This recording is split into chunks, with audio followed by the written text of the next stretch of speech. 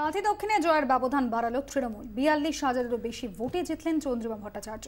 উপনির্বাচনে দ্বিতীয় স্থানে উঠে এলো বিজেপি। জামানত জব্দ বাম কংগ্রেসের।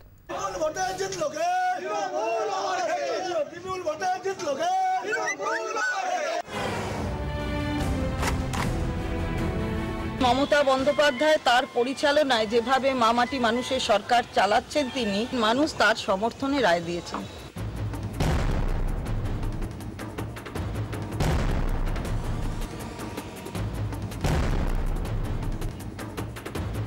চন্দ্রিমা জিতে গেল। চন্দ্রিমা একটা ভালো দায়িত্ব নিশ্চয় পাবে। বৈশাখ মাসে করব, ওকে আমরা মন্ত্রী করবো। আরো একজন দুজন আমাকে একটু করতে হবে।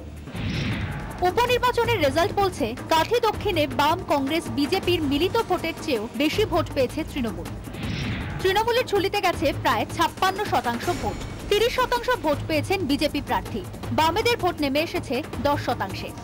इसलिए कोई मैटर नहीं है, राम का वोट वाम का साथ गया है, तो ये वाम कोई मैटर नहीं है। The difference between first and second is so high, it has got no importance, no relevance. Kanthi দক্ষিণে এবার অধিকারী পদবীর কেউ ভোটে না দাঁড়ালেও মমতা বন্দ্যোপাধ্যায়ের প্রার্থী চন্দ্রিমা ভট্টাচার্যকে বড় ব্যবধানে জিতিয়ে আনার চ্যালেঞ্জ ছিল শুভেন্দু অধিকারীর সামনে। ভোটের ফল বলছে তিনি সফল।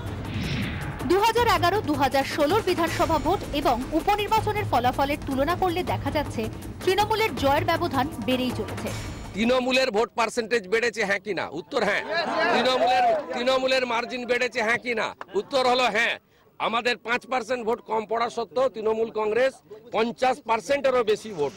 দিব্যেন্দু অধিকারী লোকসভায় চলে যাওয়ায় কাঁথি দক্ষিণে আবার ভোট। রাজনৈতিক বিশেষজ্ঞদের মতে উপনির্বাচনে শাসক দলের প্রার্থীরা বরাবরই কিছুটা হলেও বাড়তি সুবিধা পেয়ে থাকে।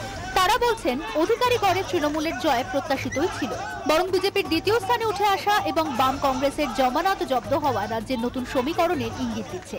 ক্যামেরায় সুমন ওঝা ও বিনোদ মণ্ডলের সঙ্গে কিরণ মান্নার রিপোর্ট, 24 ঘন্টা।